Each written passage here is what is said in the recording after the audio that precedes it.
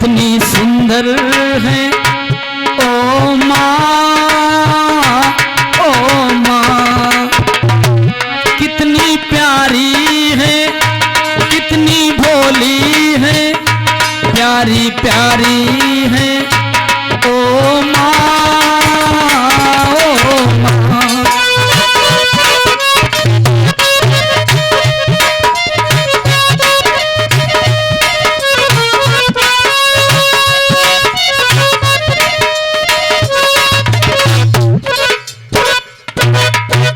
माँ,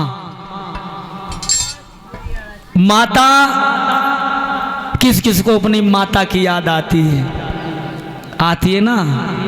हाँ, जिनकी माँ नहीं है उनसे पूछो उनके दिल पर क्या गुजरती है। माता की याद आती है। माँ का चाहे बालक कलेजा निकाल ले, ठोकर लग जाए, गिर जाए, लेकिन माँ का कलेजा कहेगा उठ मेरे लाल, तेरे चोट तो ना लगी। बेटा परदेश में जाता है, माता फोन लगाती रहती है, जब तक पहुंच नहीं जाता है तब तक वो खाना नहीं खाती है। घरवाली को कोई चिंता नहीं, उसे क्या चाहिए? पैसा। माता को चिंता होती है कि हमारा बेटा परदेश में, अब परदेश में जाकर के बेटा माँ को भूल जाता है। जब घर में बहुरिया आती है तो माँ को भूल जाता है। कहता माँ मैंने मकान ले लिया है दिल्ली में रहकर। माँ लाखों दुआएं देती है, बेटा खूब फलो फूलो, हाँ अच्छे बने रहो। लेकिन एक दिन खबर मिलती है कि माँ मेरी एक आंख फूट गई। माता को अच्छा नहीं लगा कि दुनिया के लोग मेरे बेटा से काना कहेंगे। काना, तेरा बेटा तो काना है। डॉक्टर के पास में जाती है, एक आंख निकाल कर एक डिब्बी में कैद करके और उस अलमारी में रख देती है। माँ कहती है बेटा ये आंख मेरी लगवा लेना, जब कभी आना, क्योंकि काना कहना हमें पसंद नहीं, दुनिया के लोग तुझे काना कहते। मैया ने एक आंख निकलवा कर अपने बेटा के लिए अलमारी में रख ली। माँ एक दिन खत्म हो गई। गांव के लोगों ने कहा निर्दयी, अपनी माँ को आकर के अब तो देख जा। अंत समय पर आया तो उसकी नजर अलमारी पे पड़ी। अलमारी में लिखा था कि बेटा मैंने तेरे लिए इसमें बहुत सुंदर तोहफा बंद किया है। देखा उसमें आंख बंद थी। एक खत लिखा हुआ था कि बेटा ये आंख लगवा लेना। मैंने एक आंख अपनी निकाल कर इसलिए रख दी कि दुनिया के लोग तुझे काना कहते। काना, काना, लंगड़ा, लूला कहना माँ को पसंद नहीं होता है। बेटा एकदम धरती पे गिर गया, कहने लगा इस संसार की माया में हम फंसे रहे, माँ को भूल गए। उस माँ ने एक आंख निकाल कर मुझे दे दी। माँ की ममता और माँ का ऋण, माँ का कर्ज आज तक किसी ने नहीं चुका पाया। दुनिया को दुख देना, लेकिन अपनी माता को कभी दुख मत देना लोगों। मैया की ममता बड़ी विलक्षण है। मैया सती अपनी माँ की गोद में बैठकर जो जोर जोर से रोए रही थी, आज मैया सती ने आंख से पोंछ लिए, कहने लगी मैया हमारी इच्छा है कि पिता के यज्ञशाला में घूम के आऊं। सती जी घूमने चली तो देखा हर देवता का आसन लगा है, 33 कोट देवताओं का आसन लगा है, लेकिन भोले बाबा का कोई आसन नहीं है। पति को चाहे आप कितनी गाली दे लें, चाहे मार लें, लेकिन अगर उसके पति का अपमान आपने किया तो वो शांत नहीं बैठेगी, वो आपसे लड़ेगी जरूर। सती कहने लगी अरे पिता दक्ष, भोले बाबा का अपमान करने वाले मैं जिंदा नहीं रहूंगी, अपने प्राणों को त्याग दूंगी। हे अगिन देव, अगर मैंने भोले बाबा के चरणों का सच्चा वंदन स्मरण किया हो, भोले बाबा से स्नेह प्रेम किया हो, तो अगिन देव प्रकट हो जाओ और हमें जला करके भस्म कर दो। अरे मैं भोले को नाम सती ने तन में आग लगाई,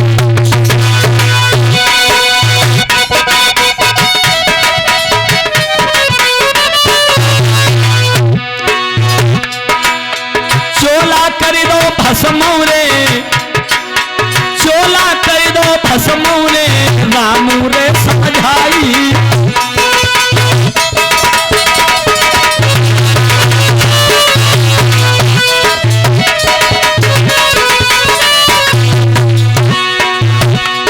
महाराज लई है तन में आग लगाए, हवन कुंड में आज सती ने चोला जलाए।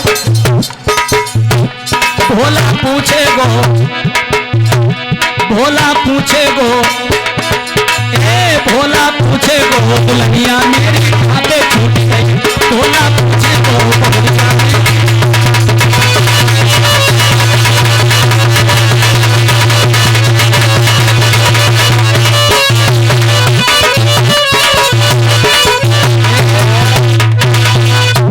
आज सती ने हवन कुंड में अगिन देव का ध्यान करके, भोले बाबा के चरणों का ध्यान करके और अपना चोला जला दिया। जल करके सती राख हो गई। 14 करोड़ गढ़ जो गए थे, सुरक्षा गार्ड गए थे, वो राजा दक्ष के यज्ञ को विध्वंस करने लगे।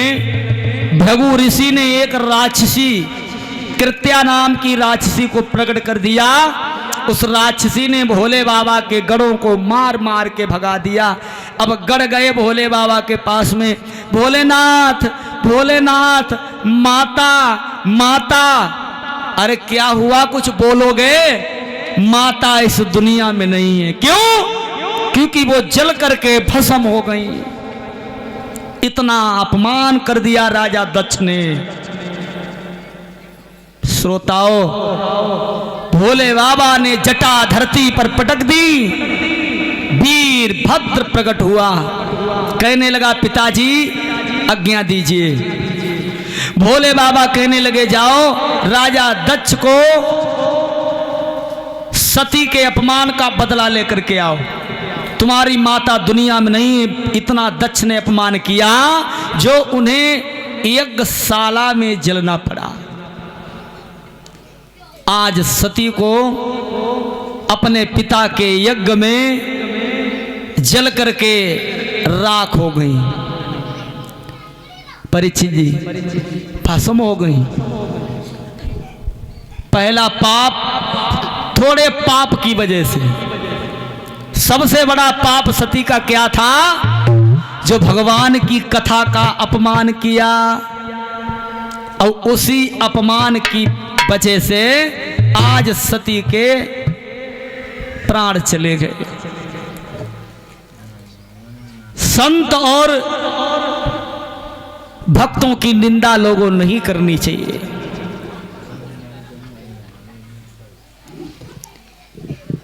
वीरभद्र चला, वीरभद्र जिस समय चला तो वीरभद्र ने देखा और जाते जाते राजा दक्ष की मुंडी काट ली। हवन कुंड में सुहा, भृगु की दाढ़ी नोच ली हवन कुंड में सुहा, देवताओं को पकड़ करके हवन कुंड में सुहा। अब सब देवताओं को पकड़ पकड़ के हवन कुंड में। पहले देवता हमारे तुम्हारे जैसे थे, गोरे गोरे। अब जो काले देव, पीले देव, नीले देव, हाँ ये कैसे हो गए? देवताओं का रंग चितकबरा और काला क्यों हो गया? क्योंकि हवन कुंड में वीरभद्र ने पकड़ पकड़ के डाल दिए। जैसे आलू को आग में डालो, उसे निकाल लो, हाँ जो अधभुजा हो जाता है। और किसी के बाल जल जाते हैं, किसी के कान, किसी की नाक, किसी के हाथ, किसी के पैर, और जो हवन कुंड से निकलता है वो ही क्षीर सागर में विष्णु भगवान के पास में, जो ही भागता है वो विष्णु भगवान के पास में। लक्ष्मी जी बोली महाराज जे बताओ क्या देवताओं की भर्ती चालू हो गई है? ये बताओ, ये जले हुए, ये अधभुजे आलू की तरह, क्या आपने यहां अस्पताल खोला है? विष्णु भगवान कहने लगे वीरभद्र भोले बाबा के सताए हुए हैं। देवता कहने लगे प्रभु हमारी रक्षा करो, नहीं तो वीरभद्र आज किसी देवता को नहीं रखेगा। विष्णु भगवान कहने लगे ठीक है, अगर भोले बाबा को शांत करना चाहते हो तो भोले बाबा के ऊपर गंगा जल पहले छोड़ो, क्योंकि भोले बाबा इतने गुस्सा में, पहले भोले बाबा के चरणों में जल चढ़ता था, लेकिन जब से मैया सती भस्म हुई उसी दिन से भोले बाबा के ऊपर से जल चढ़ने लगा, क्योंकि देवताओं ने भोले बाबा के ऊपर जल छोड़ा, इतना जल छोड़ा कि जल की धारा बह गई। तो भोले बाबा कुछ जुड़ाने माने ठंडाने। तब विष्णु भगवान बोले प्रभु गलती तो राजा दक्ष ने की है, तुमने दंड सबको दे दिया यहाँ पर। भोले बाबा कहने लगे नहीं, इन सब लोगों ने गलती की है। जब बरात में दूल्हा ना आए तो बरात द्वार चार पे नहीं जानी चाहिए। अब बरात बिना दूल्हा के द्वार चार पर जब जाएगी तो लड़की वाला तो बरात को भगा देगा। भाई किसी के द्वारे जाओगे? और सबसे बड़े देवता कौन है? शंकर भगवान, देवों के देव। जब देवों के देव नहीं गए वहां पर तो इन देवताओं को राजा दक्ष का न्योता स्वीकार नहीं करना चाहिए था। देवताओं ने गलती की है। घर में जो सबसे बड़ा होता है उसका न्योता ना आए, जो घर में सबसे बड़ा हो, और छोटे वाले हों उन सबका न्योता आए, और बड़े को बिना पूछ कर छोटे वाले चले जाएं तो बड़े का अपमान है या नहीं? हाँ, नहीं जाना चाहिए। घर में अगर सबसे बड़े का न्योता अगर नहीं आया तो और छोटे वालों को नहीं जाना चाहिए। भोले बाबा कहने लगे इन लोगों को नहीं जाना चाहिए था, देवताओं को। बहुत बड़ी गलती की है इन लोगों ने। विष्णु भगवान कहने लगे देवताओं आपने गलती की है। देवराज इंद्र तुम देवों के देव हो, देवताओं के राजा, और देवों के देव हैं शंकर भगवान। जब इनका आसन नहीं था तो आप लोगों ने दक्ष का न्योता क्यों स्वीकार किया? क्षमा मांगिए भोले बाबा से। भोले बाबा ने वीरभद्र को शांत किया तो विष्णु भगवान बोले प्रभु राजा दक्ष का यज्ञ पूर्ण होना चाहिए। यज्ञ पूर्ण कैसे होगा? जब यज्ञपति हो, यज्ञपति थे राजा दक्ष। राजा दक्ष की यहां से मुंडी काटकर हवन कुंड में सुहा। राजा दक्ष को जिंदा किया जाए। और जिंदा कैसे होंगे? जो मां अपने बेटे से अपनी संतान को ना चाहती हो, यानी जो मां निर्दयी हो, जैसे बहुत सी माताएं हैं जिनके 8-8, 4-4, 5-5, 6-6 बच्चा है, तब भी वो दूसरे के साथ भाग जाती। हाँ, उन्हें कहते हैं डाइन, यानी निर्दयी मां, जो अपने संतान को चाहती ना हो। जो निर्दयी मां हो उसी बच्चे का सर चाहिए, सर, और उसी का सर राजा दक्ष के लगा दिया जाए। संसार में पहले इस उतत्त सतयुग चढ़त त्रेता की बात है। सतयुग का समय व्यतीत हो चुका था, त्रेता युग आने वाला था, यानी त्रेता युग लग चुका था, उस समय की बात। श्रोताओं, और एक प्रथम कल्प की बात है। श्री सुखदेव जी कहने लगे हे राजन परीक्षित, वीरभद्र जब चला तो संसार में कोई मां ऐसी नहीं मिली उस समय जो अपने बेटा से प्रेम ना करती हो। एक इंसान ऐसा होता है, एक जानवर ऐसा होता है जो अपने बच्चे से प्रेम नहीं करता है।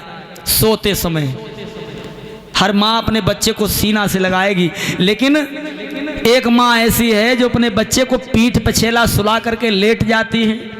वो कौन सी माँ है परीक्षित जी? नहीं,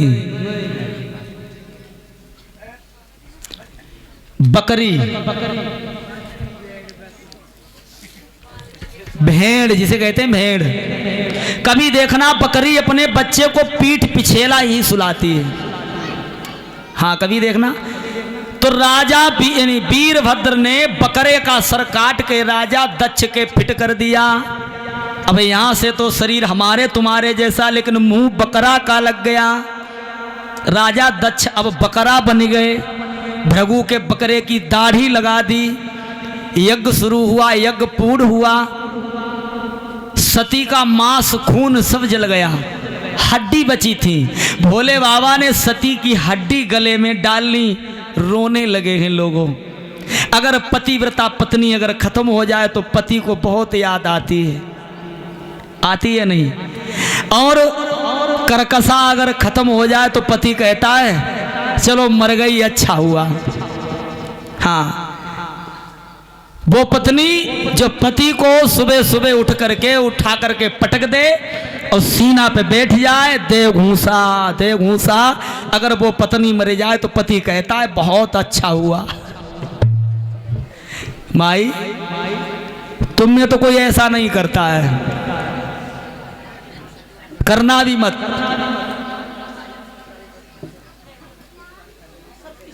सेवा करती हो ना पति की। कौन कौन पैर छूता है सुबह उठ करके अपने पति के? उठाओ हाथ। सुबह उठ करके बाकी सब जीरो बटा एक लोग। अब बिचारी, अब एक बात तो दूसरी भी है भाई, पैर छूने के लिए पति का काम है कि पत्नी की सेवा करें। अब पति हुआ पौवा लगा के आए, खाना बनाया नहीं,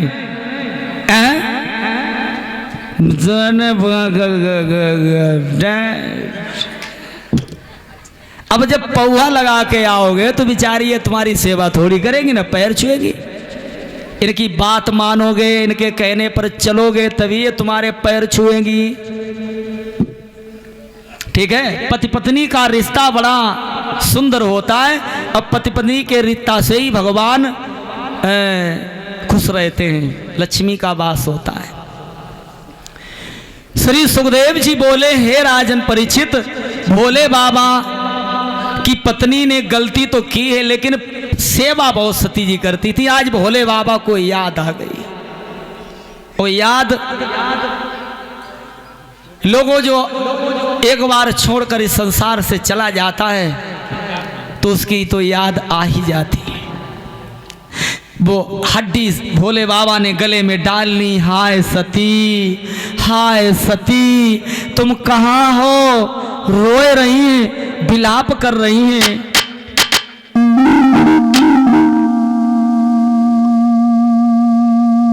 तुम बिन सती, तुम बिन सती रहा नहीं जाए, मेरा जी घबराए। हमें क्या हो गया है, हमें क्या हो गया है।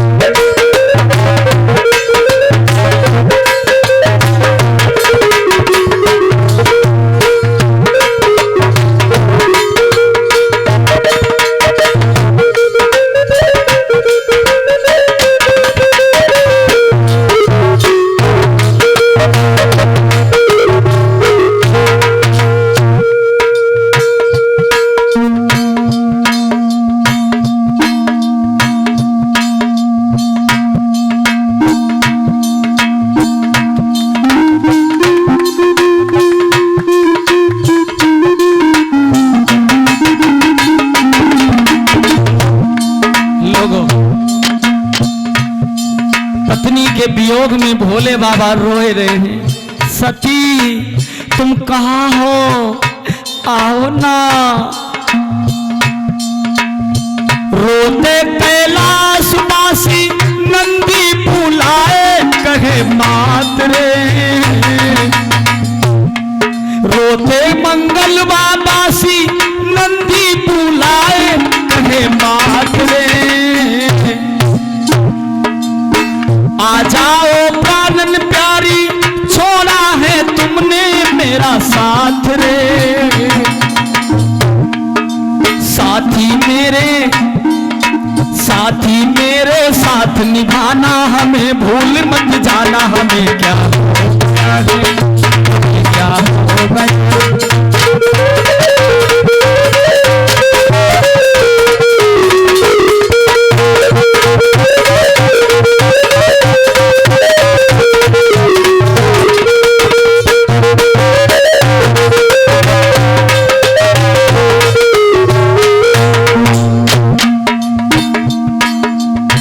कैसे जिएंगे हम तो छोड़ा है तुमने मेरा साथ रे। आओ ना, कहाँ हो सती, तुम्हारी याद आ रही है, आओ ना। आओ मेरी प्राणन प्यारी, छोड़ा है तुमने मेरा साथ रे। साथी मेरे जल्दी आना, रोते हैं ये तो भोलेनाथ रे। हमें भूल मत जाना सती, तुम जल्दी लौट के आना, हमें क्या हो गया है, हमें क्या हो गया है।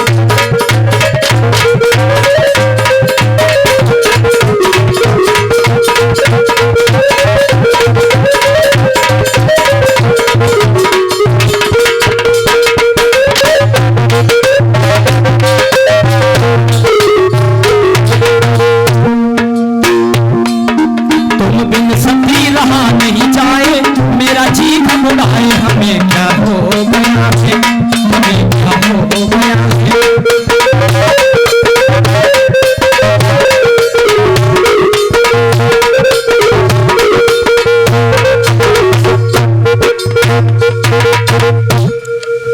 अब भोलेनाथ रोए रहे हैं, विलाप करते हैं। विष्णु भगवान क्षीर सागर में सोच रहे हैं, अगर भोले बाबा पागल हो गए तो भूत प्रेत भी पागल हो जाएंगे। अब भूत प्रेत अगर पागल हो जाए तो मनुष्य की सृष्टि को हानि पहुंचेगी। विष्णु भगवान चले हैं और भोलेनाथ रोते हैं। हिमालय पर्वत, कैलाश पर्वत, नीलगिरि पर्वत, महेंद्र पर्वत, यानी संसार में जितने पर्वत हैं, उन पर्वतों पर भोले बाबा खूब रोए। जहां जहां पर भोले बाबा के आंसू गिरे हैं, भोले बाबा के आंसुओं से वृक्ष तैयार हुए हैं। तो कौन से वृक्ष तैयार हुए हैं परीक्षित जी, मालूम है? भोले बाबा जो रोए थे, उनके आंसू गिरे थे, उनसे वृक्ष प्रकट हुए थे। वो वृक्ष, हाँ, रुद्राक्ष, जिनकी माला बनती है, रुद्राक्ष के वृक्ष। भोलेनाथ विलाप करते हैं और भांग पी लेते हैं, हड्डी गले में डालकर हाय सती चिल्लाते हैं। विष्णु भगवान एकदम पहुंच गए, कहने लगे प्रभु इतना नशा क्यों करते हो और इतना क्यों रोते हो पत्नी के वियोग में? संसार है, ये दुनिया है, और इतनी भांग क्यों पीते हो? भोले बाबा कहते हैं मुझे पीने का शौक ना है, मैं गम में पीता हूं।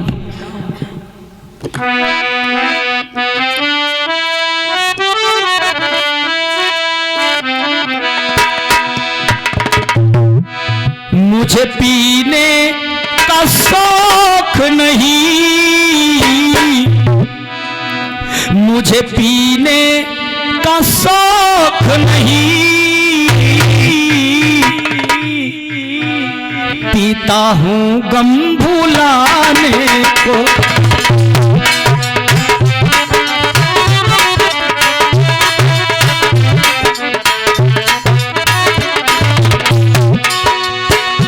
बीती यादें भुलाने को,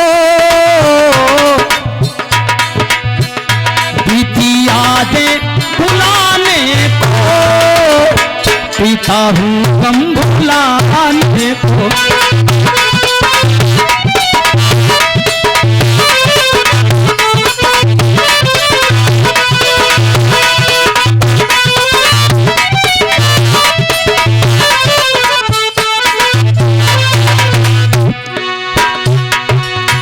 मान जाती सती कर जो अपने पीहर को जाती ना, मान जाती सती कर जो अपने पीहर को जाती ना, अपमान की ज्वाला में अपने तन को जलाती ना, अपमान की ज्वाला में अपने तन को जलाती ना। क्यों उसने जला डाला, क्यों उसने जला डाला अपने आशियाने को।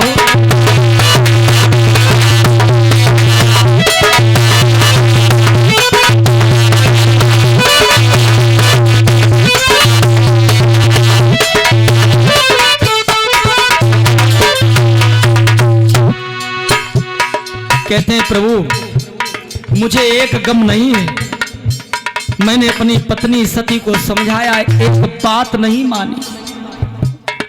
पहला दुख। दूसरा,